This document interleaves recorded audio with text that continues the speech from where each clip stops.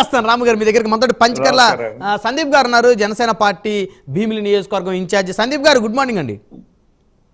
నమస్కారం బ్రహ్మనాయుడు గారు, అదేవిధంగా ప్యానెల్లో ఉన్న వివిధ పార్టీ పెద్దలకి, మన ప్రైమ్ 9 టీవీ ప్రేక్షకులకి అందరికీ నేను జనసేన పార్టీ తరఫున నమస్కారం తెలియజేస్తున్నాను.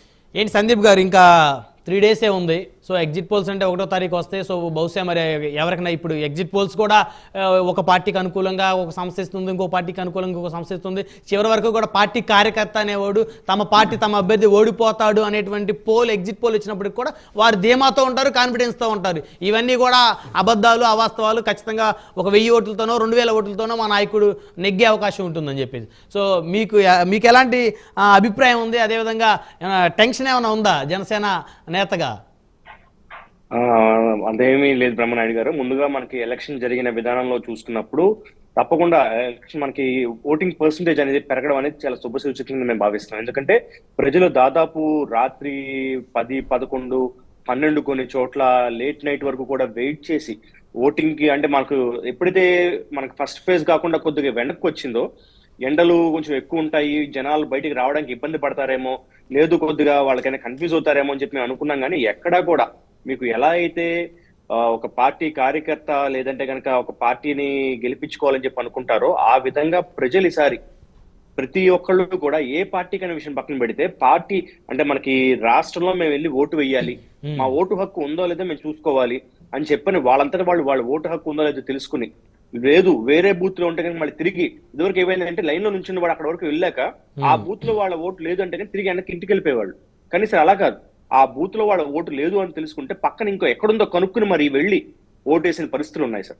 చాలా క్లీన్ గా, అంటే మనకి ఈసారి పబ్లిక్ పార్టిసిపేషన్ చాలా ఎక్కువ ఉంది సార్ మనకు జరిగిన వాళ్ళ, అంటే ఎప్పుడు కూడా పబ్లిక్ ఓటు వేస్తారనే విషయం పక్కన పెడితే వాళ్ళ ఇన్వాల్వ్మెంట్ ఎక్కువ ఉంది సార్ ఎన్నికల్లో. వాళ్ళు ఇన్వాల్వ్ అయ్యి వేసి ఇంకొక 10 మందితో వాళ్ళు మోటివేట్ చేసి తీసుకొచ్చి ఓటు వేయించిన పరిస్థితి ఉంది. సో ఎప్పుడైతే పబ్లిక్ ఎంత ఎక్కువ లార్జ్ నెంబర్స్ లో వస్తారో, డెఫినెట్ గా కనుక మీకు ప్రభుత్వానికి సంబంధించి ప్రభుత్వం మీద సింపతి ఉంటే కనుక డెఫినెట్ గా గెలుస్తునే దాంతో ఉంటారు తప్ప వచ్చి వేసేయాలి మనకు ఎలాగో గెలుస్తున్న నమ్మకంతో ప్రజలు ఉంటారు. కానీ ఎప్పుడైతే యాంటీ ఓటింగ్ పెరుగుతుందో, కసి పెరుగుతుందో, కోపం పెరుగుతుందో, అది దాన్ని ఓటు రూపంలో చూపించాలని చెప్పని జనాలు భావిస్తారు సార్. సో అది ఈసారి డెఫినెట్ గా పబ్లిక్ మనకి వాళ్ళు వచ్చి అంతసేపు బలంగా నిలబడి ఒక మోటివేషన్ అంటూ ఉండాలి కదండి జనాలకి. ఈ ప్రభుత్వం మారాలి అనేదే నాకు తెలిసి ఇప్పుడు పబ్లిక్ లో ఉన్న మోటివేషన్. అదే వాళ్ళని ఎన్నికల బూత్ వరకు నిలబెట్టింది.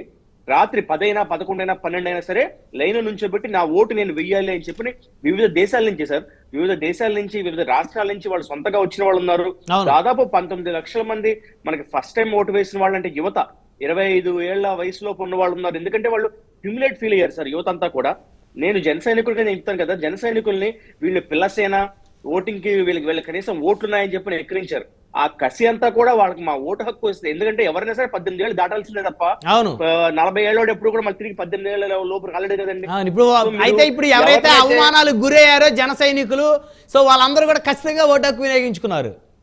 డెఫినెట్ గా సార్, ఇప్పుడు 18 ఏళ్ళు ఎవరైనా సరే దాటాల్సిందే.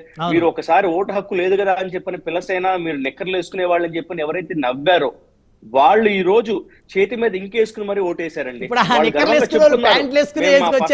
ఓటు మేము వేసామని చెప్పి అన్నారు. వాళ్ళు ఫస్ట్ టైం ఓటు మేము వేసామని చెప్పి ఆ ఓటు పవర్ ఏంటో వాళ్ళు తెలుసుకున్నారు, చాలా గర్వంగా భావిస్తున్నారు. ఎందుకంటే ఎప్పుడైనా సరే మనకు ఫస్ట్ జాబ్ ఎంత ఇంపార్టెంటో, ఫస్ట్ శాలరీ ఎంత ఇంపార్టెంట్, అదే విధంగా ఫస్ట్ ఓటు కూడా మాకు అంతే గర్వకారణం అని చెప్పిన వాళ్ళు తెలుసుకుని వాళ్ళు ఓటు వేసి మేము ఇలా వేసామనే విషయాన్ని కూడా బయట సోషల్ మీడియా ద్వారా బయట తెలియజేస్తున్నారు. ముఖ్యంగా మహిళలు బయటకు వచ్చి ఓట్లు వేశారు. మహిళలు అంటే మీకు వైసీపీ వాళ్ళు చెప్పే సిద్ధాంతం ఏంటంటే మా మహిళలు ఎక్కువ శాతంలో ఓటు వేశారు కాబట్టి మాకే పడిందని చెప్పి అంటున్నారు. సార్ మహిళలు అంటే సింగిల్ గా వాళ్ళకి వ్యక్తిగతంగా వచ్చి వేసేది కాదు కదా, వాళ్ళ కుటుంబంతో ఒక రిలేషన్ లో ఉంటారు. వాళ్ళు కుటుంబం నుంచి వాళ్ళు అందరూ కలిసి కూర్చుని చర్చించుకుంటారు తప్ప మనకి వ్యక్తిగతంగా వచ్చి వేసే వాళ్ళు ఉండదండి. ఇక్కడ మనకి భారత సంస్కృతిలో ఇంట్లో నలుగురు కూర్చుంటారు, పిల్లలు, తల్లిదండ్రులు, నలుగురు కూర్చుని మాట్లాడుకుంటారు. సో ఆ విధంగా మాట్లాడుకుంటున్నప్పుడు మీకు ప్రభుత్వ ఉద్యోగులే అంటున్నారు, ప్రభుత్వ ఉద్యోగులు కుటుంబాలు ఉండవా అండి? వాళ్ళ ఇంట్లో వాళ్ళకి పిల్లలు ఉండరా? వాళ్ళ ఇంట్లో వాళ్ళకి అక్క చెల్లెళ్ళు ఉండరా? నిన్న సజ్జల గారు వ్యాఖ్యలు విన్నారా? అంటే ప్రభుత్వ ఉద్యోగులు మాకేదో వ్యతిరేకంగా ఉన్నారు అనేటువంటి ఒక ప్రచారాన్ని సృష్టించారు ఈ కూటమి సంబంధించిన నేతలు. వారు కూడా మాతోనే ఉన్నారన్నారు.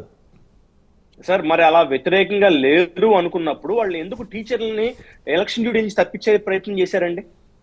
ఎందుకు పోస్టల్ బ్యాలెట్ సంబంధించి ఇప్పుడు ఈ రోజు మరి గెజెట్ స్టాంప్ లేకపోయినా కూడా మీకు యాక్సెప్ట్ చేయండి అని చెప్తున్నప్పుడు దాన్ని ఎందుకు వ్యతిరేకిస్తున్నారు? ఎందుకు పోస్టల్ బ్యాలెట్ ని తగ్గించి చూద్దామని చెప్పి ప్రయత్నం చేస్తున్నారు?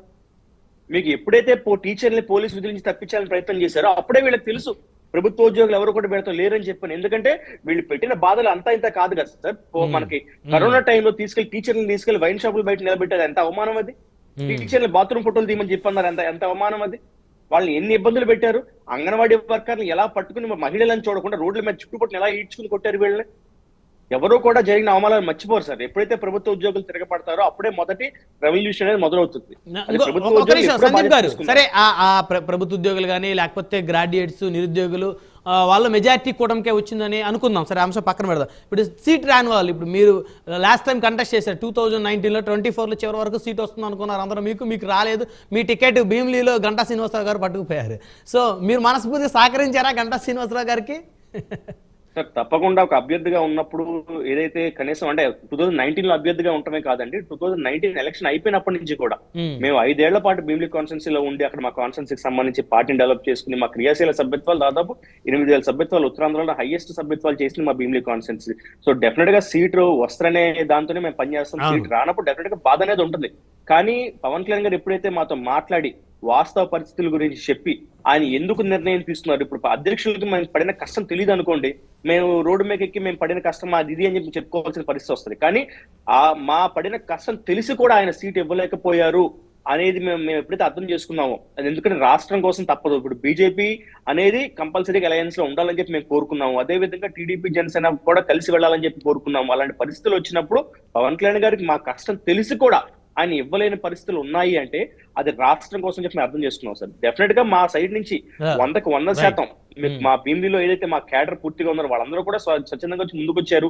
అది మాకు అక్కడ పోటీ చేసిన గంటా శ్రీనివాసరావు గారు కూడా ఆయన అంటే చాలా హ్యాపీ ఫీల్ అయ్యారు అనమాట. నేను ఇప్పుడు 5 ఏళ్ల తర్వాత నేను భీమిలీ మధ్యలో వదిలేశాను, తిరిగి వచ్చినా కూడా జన సైనికులు జనసేన జెండా పట్టుకునే వెనకాల తిరిగారు తప్ప ఎక్కడా కూడా మీరు అటు ఇటు కూడా ఎక్కడా మీకు మిస్లీడ్ అవ్వలేదు అని చెప్పి ఆయన నోట్ల నుంచి మాట వచ్చింది. సో ఓట్లు అయితే కంప్లీట్ గా ట్రాన్స్ఫర్ అయినాయి. ఒకవేళ చిన్న మనస్పర్ధలు లేకపోతే బాధలు అసంతృప్తులు ఉన్నప్పటికీ కూడా ఓట్లు అయితే ట్రాన్స్ఫర్ అయినాయి, అందులో డౌట్ లేదు. మరి అవి 4వ తారీఖున తెలిసిపోతుంది నిజంగా అయినాయి అవ్వలేదా? సార్ ఎలక్షన్స్ జరిగింది అనేది మనకు వైసీపీ కావాలా వైసీపీ వద్దా అనే మధ్య జరిగింది తప్ప ఈ క్యాండిడేట్ కావాలా ఆ క్యాండిడేట్ కావాలని ఎక్కడ జరగలేదు సార్. సో ఇక్కడ మీకు క్యాండిడేట్ తో సంబంధం లేదు. రైట్.